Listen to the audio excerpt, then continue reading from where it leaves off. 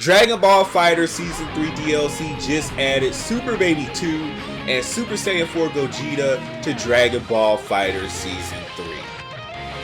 Perfection and Natural Selection only has one thing to say about that. Just one thing.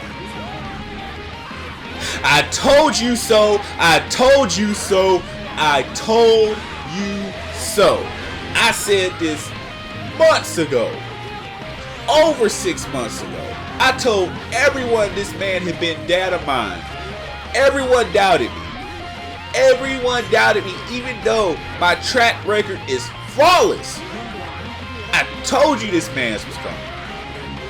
Everyone doubted it. Dragon Ball Super Gogeta has all his moves, so he can't come in the game. No way. Well, what are you looking at? What are you looking at? Oh, you looking at Super Saiyan 4 Gogeta in Dragon Ball FighterZ Season 3 DLC. And I can say with 100% accuracy and fact, I was the first one to say it. Now, where do we go from here? We got Super Baby 2. We got Super Saiyan 4 Gogeta. Now, I had a couple of criticisms for Tomoko Hiroki. Some of them directed, directly at Baby, but just in general with her selection of characters with this DLC. Number one, first and foremost, she ripped off Xenoverse 2 completely with Super Baby 2's moveset. No originality. Now, she sprinkled in a little bit of Shang Tsung from Mortal Kombat with the whole, oh, I can steal your supports thing, I stole your soul, blah, blah, blah thing that he's doing. Fine, whatever. But the majority of his moveset, removing the fact that Revenge Death Ball is going to be present, because you're not going to argue about that, but the rest of his moves are ripped directly from Xenoverse 2. No originality. No originality whatsoever. Full power energy wave. This woman had to steal full power energy wave. The most generic ultimate in Xenoverse 2 history. She stole it. You look at his other move, the Key Blast move, where, oh, if it misses, it comes right back in on the opponent. She ripped it right from Xenoverse 2. No originality. Even his whole concept of stealing supports, Shang Tsung, she just stole from different places. No originality. Didn't even sit down and watch the Baby episodes to come up with a move set. No, she just jacked everything from everyone else. Come on, Tomoko. Come on. You can do better. You can do better. We blame you for the mess that Kill la Kill the game is, because you never went back and rebalanced it, because you made all the good characters like Satsuki and Ryoko trash, while you made all the ranged characters broken as crap. We still haven't forgotten about that. How about you go back and fix that game? But you're around here stealing concepts and stealing moves for Super Baby 2. That's criticism 1. Criticism 2 is the fact that, isn't it funny how Dragon Ball Super is so trash that when they need success, when they need marketing, when they need a sure sell, they come right on back to Dragon Ball GT. All the trash you guys talk about Dragon Ball GT, but where do you come to? Where do you come to when you need a highly marketable character? You come to GT. That's where you come. They didn't get Topo. They didn't get God Topo. They didn't get Ribrianne. They didn't get Kale Caulifla, which they still could have implemented, them in the game separately.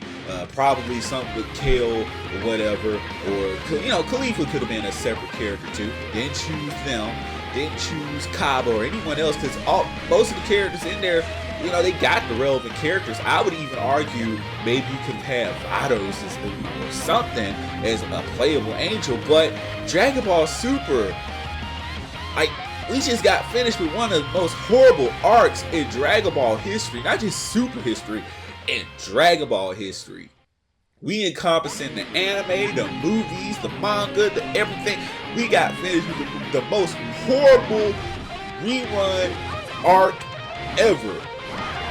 And I just find it hilarious that they have to come to Dragon Ball GT, the alleged infamy of Dragon Ball GT, but you over here stealing from it and getting all the characters, because it's a classic. You can hate on it all you want, but facts are, you guys need success, you come to Dragon Ball GT. That's my criticism of Tomoko. Now, otherwise, we haven't seen the moveset of Gogeta, and I think that's telling. I think the moment they get into showing some of his moves, they're afraid of people being like, oh, well, that's just the same stuff the Super Saiyan. I think we all know it's coming.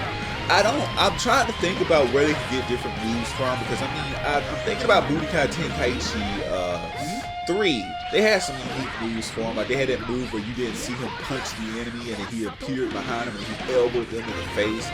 But I don't know of any other attacks that they can really use for him. So it's going to be a mystery of what they do with him. Will he just be a greatest hits list of Goku and Vegeta, like just taking all their best moves and just making a greatest hits list? Or is he bringing brand new moves to the set?